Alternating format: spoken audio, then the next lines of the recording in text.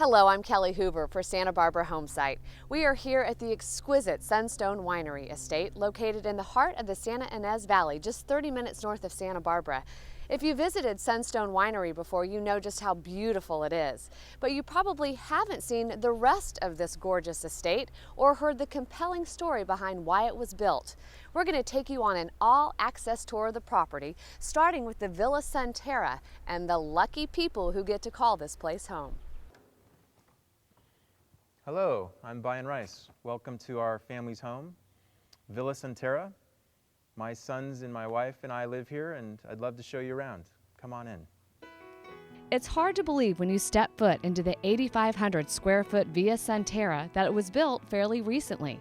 This magnificent estate was completed in 2004, but because 80% of the home is built out of reclaimed and recycled materials from France, it has the look and feel of being a French country chateau, which is exactly what its designers Fred and Linda Rice had in mind. I think they have an affinity for old countryside barns and real rustic elements. And so when they discovered these quarries and these reclamation yards in France, they absolutely went crazy. Brian's parents had purchased the property for Sunstone Winery in 1989 and wanted to build a family home for their 3 children, Ashley, Brian, and Brittany, on the hillside above the vineyard. They found all the inspiration they needed on a life-changing trip. Sunstone was kind of born out of the idea of wanting to live on a vineyard. They traveled to France and fell in love with that whole vintner's lifestyle. And they loved French wines, and they thought, that's something they really wanted to be a part of or create here in Santa Ynez. It didn't hurt that Fred Rice was a third-generation builder and Linda a brilliant designer. My mother was the genius behind the motif and the look and feel and the design, and she happened to marry one of the best builders in California. What a perfect marriage. So he could build pretty much anything she could dream up. This time, they outdid themselves, creating an incredible blend of the old and the new. They shipped over 45 containers each, carrying 40,000 pounds of materials they found in France. It took them 3 years to get it done, but in the end, it was a masterpiece. I want to put it up on a pedestal for them and say this is the greatest work they ever worked together on.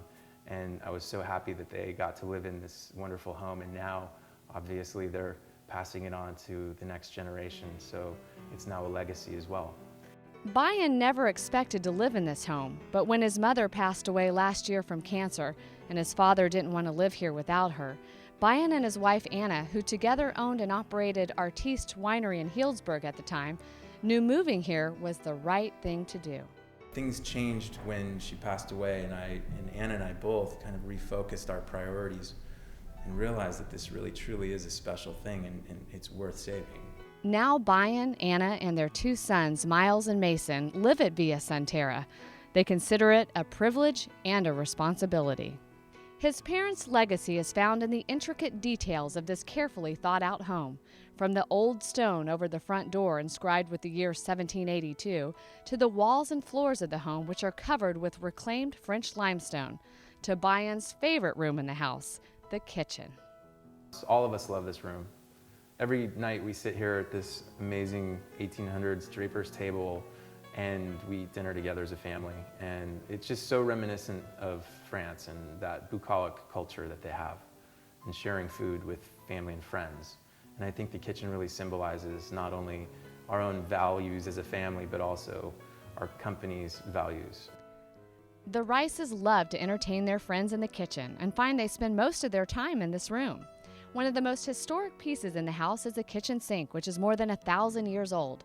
There is a wood fire oven and a fireplace from the Bordeaux region of France, which had to be taken apart and reassembled in the house. Throughout the home are pine beams that are more than 200 years old and were reclaimed from Queen Victoria's lavender soap factory in Marseille. This is our wine cellar, and it's an original prison cell door from Normandy. It was built by Napoleon's army to capture, prisoners from the wars. It's got its original looking glass here and the pass-through for the food. And the whole piece, it's one huge piece that we brought over in a container. The door leads down into the spacious cellar that has a wine library containing bottles of every Sunstone vintage created since 1994. There are 5 bedroom suites, each with a view of the mountains or vineyards. The open floor plan makes the incredible views easy to see from many points in the house, including the two-person tub.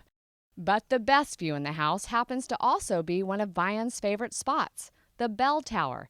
It's also a great place to check out one of the most unique features of the home, the roof.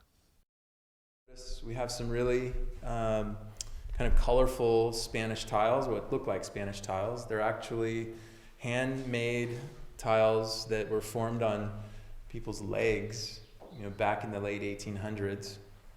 And so each one of them is a unique shape. The home is fully green certified and has in-floor solar heating. No formaldehyde was used in the construction, and a Perform wall panel system for structural stability was used, which makes the home fire and mold resistant. Just as the villa was created with the environment in mind, so was the rest of this 56-acre estate. Sunstone Wine is 100% organic and estate grown and has been since day one, since the first plantings back in 1990. Sunstone was one of the first organic wineries in the valley and remains one of the largest. We actually believe that by not spraying any herbicides or pesticides, we're actually gaining momentum in creating a better crop, better quality wines, and of course, not be surrounding ourselves with chemicals. The only exception is the use of sulfides, which Sunstone winemakers believe are necessary for taste and transportation of the wine. We actually use age-old practices that date back before Christ. Sulfur has been a natural ingredient that's been used in making wine for a number of reasons and for many, many generations, and that is to prevent the wine from browning or oxidizing. One of the trickiest parts of Sunstone's approach to winemaking is its commitment to not using herbicides and pesticides and allowing nature to take its course. We actually encourage owls, bats, snakes, a wide variety of different animals to create a balance.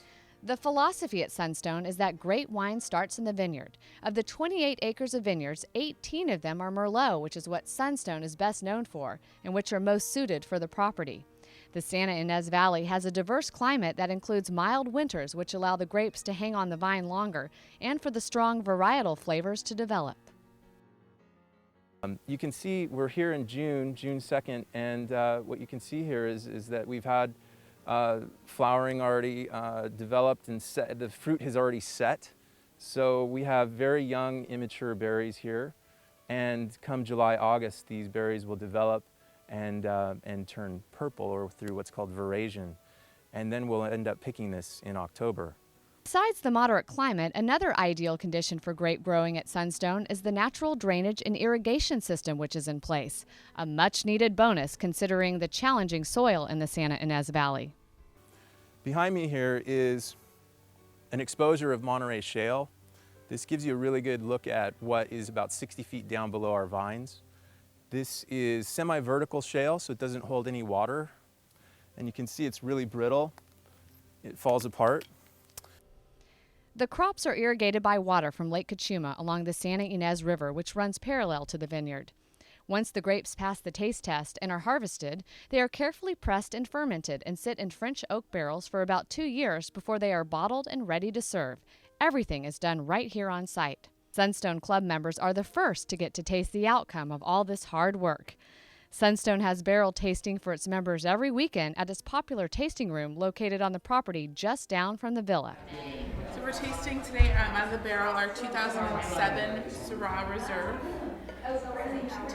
Yeah, so they're actually barrel bottling this today, and so it'll be ready probably in the next couple of weeks for purchase.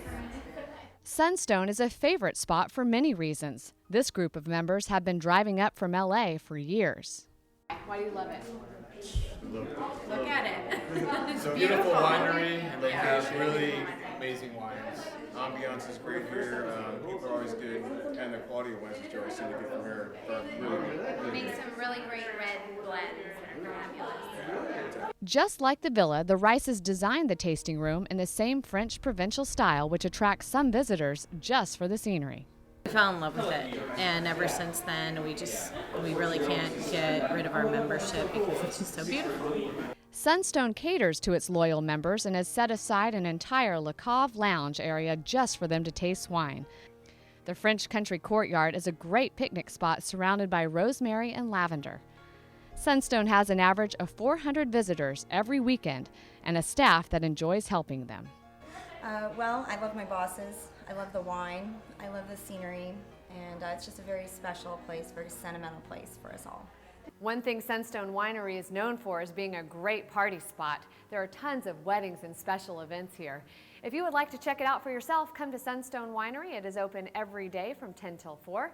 Thank you for joining us on our tour. I'm Kelly Hoover for Santa Barbara Homesite.